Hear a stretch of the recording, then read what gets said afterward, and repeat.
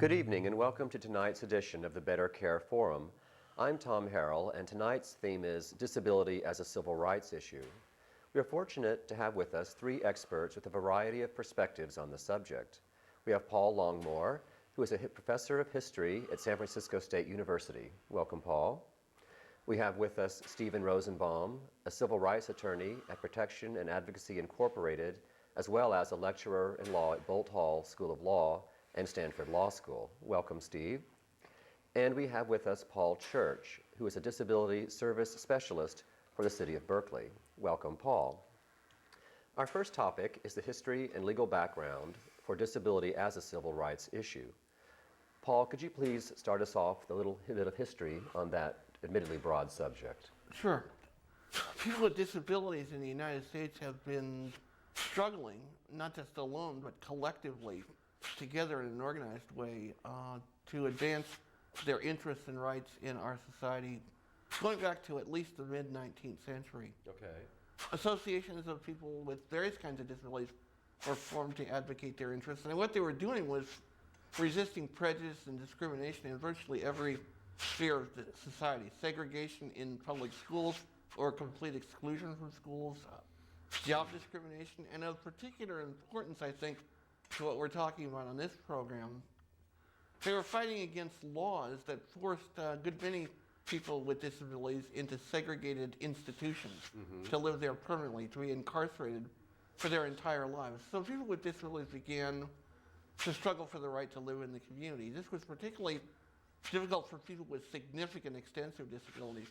California in the 1950s was a pioneering state in establishing a program to provide assistance so that people could remain in their own household in the community rather than having to go into nursing homes or institutions. The In-Home Support Services Program was a public policy that began then to make possible what we now call independent living or community-based living. And then in the 1960s and beyond, groups of younger adults with major physical disabilities in particular began to develop what came to be called the independent living movement. Okay. The independent living movement then resulted in a network of independent living centers. California, again, was one of the first states to establish independent living centers in the 1970s, and some of the states quickly followed suit. So public policies, again, public financing, again, supported those independent living centers that were providing resources to enable people to live in the community, to live independently. Okay. Steve, in your opinion, would you say that the law followed these changes or led some of the changes that we just heard about?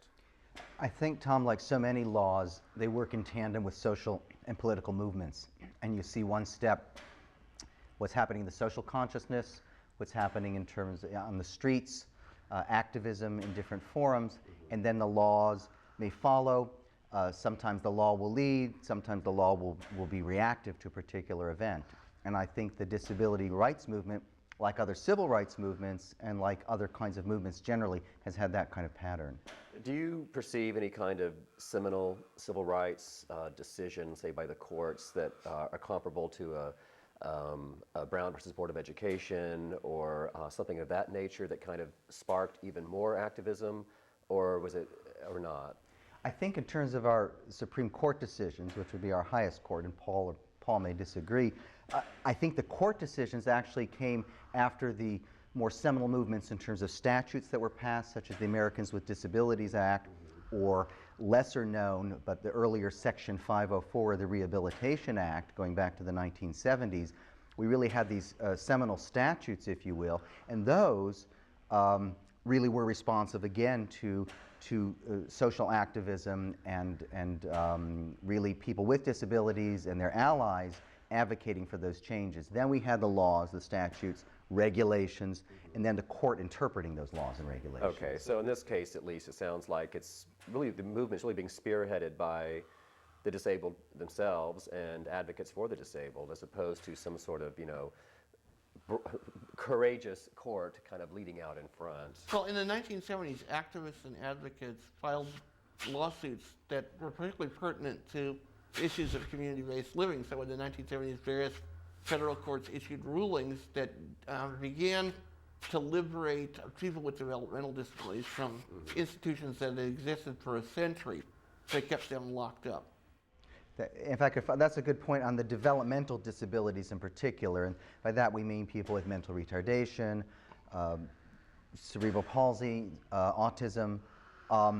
In California in particular, we have the Lanterman Act, and that really has been at the forefront of other statutes across the nation. To this day, it remains the one entitlement statute for people with developmental disabilities. So I think it's interesting that that movement in itself really was almost its own case study, if you will, of the larger disability rights movement.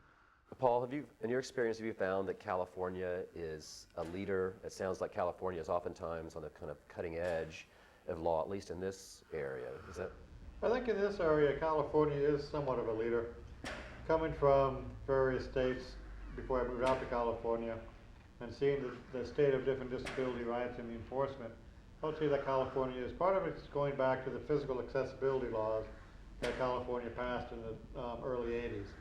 And as an outshoot of that, some of the ADA, some of the Americans with Disabilities Act regulations were promulgated. I think that the fact that California started with the first independent living center, a lot of the disability rights movement, and just the momentum from the disability rights movement grew out of that, would put California at probably the forefront of disability rights. Do California statutes go beyond the protections of things like the Federal Americans with Disabilities Act or the Rehabilitation Act? I believe these are federal statutes. Are there state statutes that provide more protections for the disabled in California? California has its own version, a California version of the Americans with Disabilities Act, which has actually stronger provisions than the federal ADA. Okay. And California, like many other states, has had accessibility statutes requiring access to public places far in advance of those adopted by the federal government, going back to the 1970s.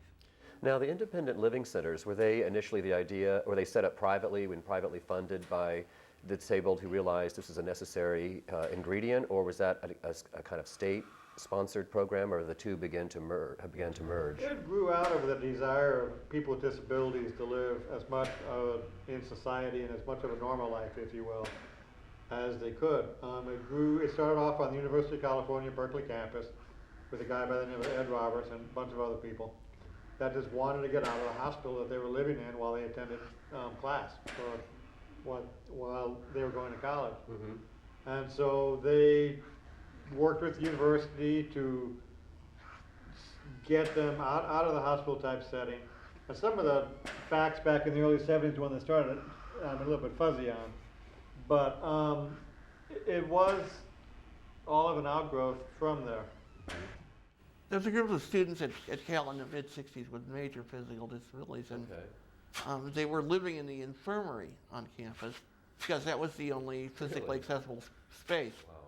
And they applied to the State Department of Rehabilitation for a grant to develop what became the Physically Disabled Students Program there. And then as the 60s wore down, they found that it was kind of difficult for them to face the prospect of graduating and moving into a community that was still largely inaccessible. It was hard to find accessible, affordable housing. Berkeley is now known for its curb cuts. It didn't have them then.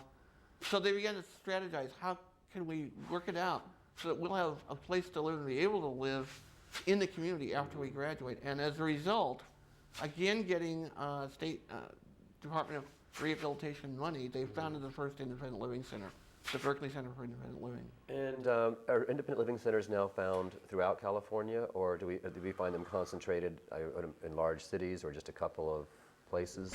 Last I heard, there were 58 independent living centers in California.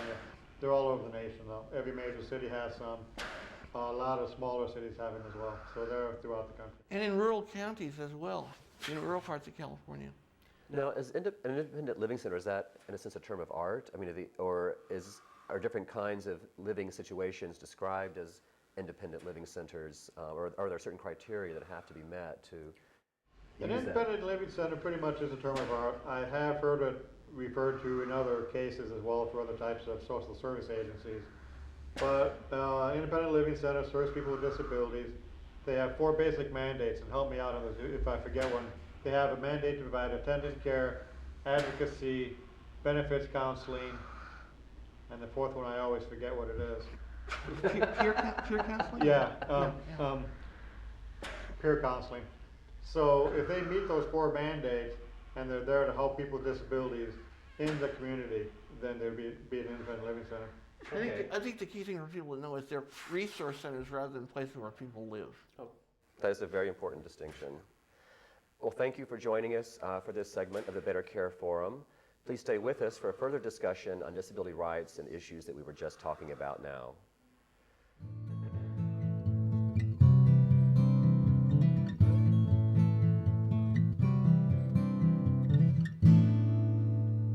Welcome back to the Better Care Forum and our ongoing discussion of disability as a civil rights issue.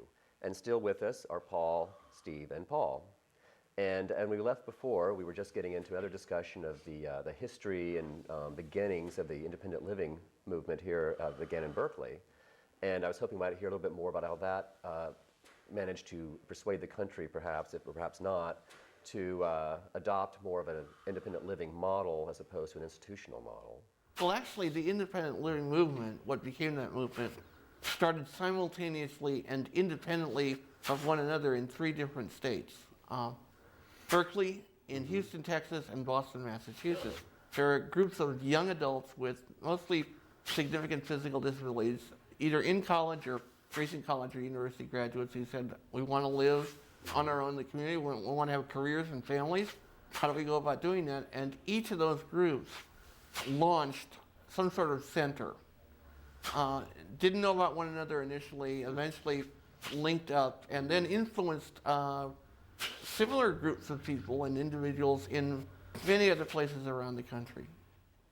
And it sounds as if, at least in the 1970s, that the movement came to fruition in a certain sense of laws finally being passed that would facilitate people living independently, whether or not with independent living center available to them, but just in terms of access, basic employment, non-discrimination. Well, I think one thing we need to keep in mind is that all of these policies and programs, whether we're talking about access laws or anti-discrimination protections, or in this specific case of what we're interested in here, support for independent living through programs of personal assistance services like in-home support services. What we're talking about when you take it all together is that the objective of the disability rights movement and its supporters has been to build a kind of scaffolding of self-determination, a kind of infrastructure for living in the community and participating fully in the community. So once we've built that infrastructure with these policies and programs, then individuals with disabilities have the means not only to live in their own homes, but to be a part of the community around them. If I may, Tom, and I want to add that the scaffolding is very important, and that comes again, the activism which prompted it, the laws and court decisions which followed.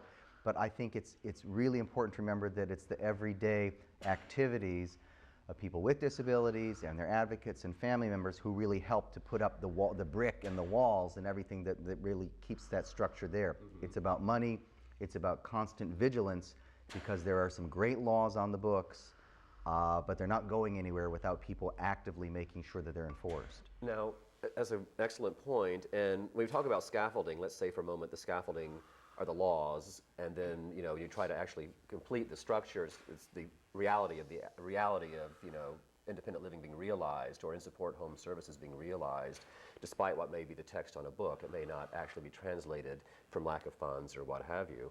And so I'm curious as to what the opinion of you guys is as to is there more scaffolding that needs to be built, or have you now moved to the fill-in of public policy and funding and those kinds of solutions to what you think is an adequate or